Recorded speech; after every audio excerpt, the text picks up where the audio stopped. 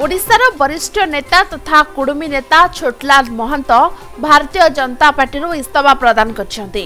एने शुक्रवार बारिपदार मधुबन स्थित बजार इंडिया सम्मेलन कक्ष में आयोजित सांबादिक सम्मेलन में सविशेष सूचना प्रदान करछन्ते। छोटलाल गत 38 वर्ष धरी बीजेपी दलर जड़े सभ्य भाव कार्य करि आसुथिबा बेले दलीय संगठन को सुदृढ़ करने राज्यव्यापी प्रयास करथिले। बीजेपी दलर विभिन्न राज्य और जिला सांगठनिक दायित्व निर्वाह करुवा बेले वर्तमान राज्य कार्यकारिणी सदस्य भाव दायित्व रही।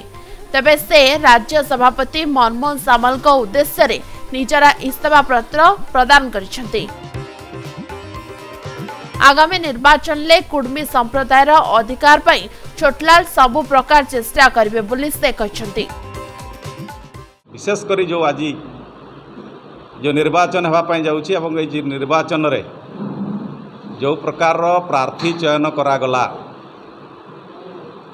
काली जी दल में मिसला आज से टिकेट पाइला किंतु गला 5-10 वर्ष 15 वर्ष 20 वर्ष धरिकी दल में जो माने निष्ठापर सहित कार्य करुँच दल टिकेट देला नहीं। यह प्रथम कथा।